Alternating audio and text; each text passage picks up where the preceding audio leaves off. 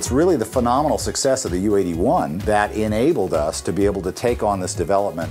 The idea that the product has had a 7-year life is pretty remarkable, and I think it's a testament to, one, just how powerful that card was at the time that it came out, and two, just how popular our plug-in titles are. We really wanted to break all the existing limitations on our UAD1 DSP card and allow for just about any kind of plug-in to be run on this UAD2 in the future.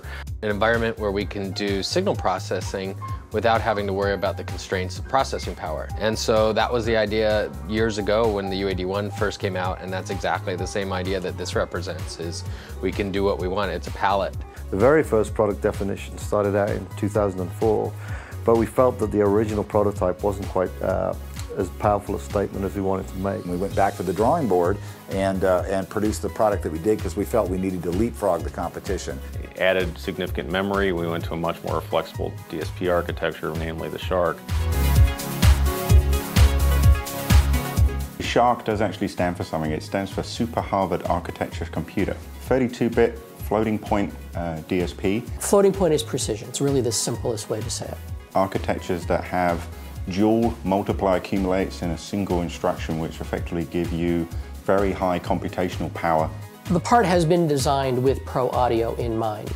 Best in class audio path is really where we shine. The peak performance is well over 2 gigaflops per second. Which again lends itself to concurrent processing, doing many computations in a single cycle of the processor.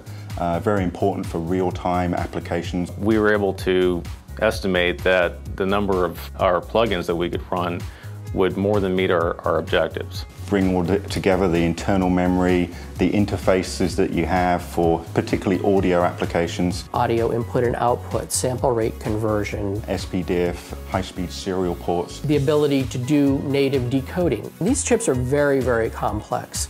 Multiple layers, years and years of development, thousands of man-hours. It's not just science fiction. There are people that are constantly squinting through electron microscopes. This stuff that's on a microscopic level requires a tremendous amount of analysis and data gathering. Many, many layers, many, thousands and thousands of transistors and components go into the development of these products. What we're looking at here is a blank slate. This is a general purpose machine.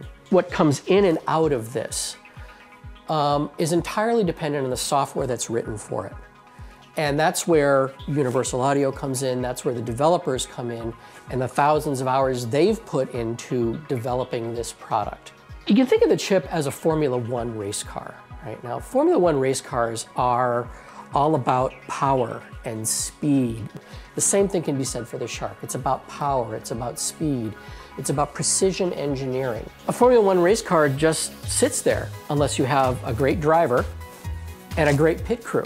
And that's what Universal Audio has brought to the table here. They've got a great driver, and they've got the most amazing pit crew in the business. The fact that Universal Audio has chosen to put 4 of these top-of-the-line chips on a single board is nothing short of astounding. We don't anticipate that any of the conceivable plugins that we could develop in the future will be limited by the card. So now the best-sounding plugs are available on the most powerful DSP co-processing platform.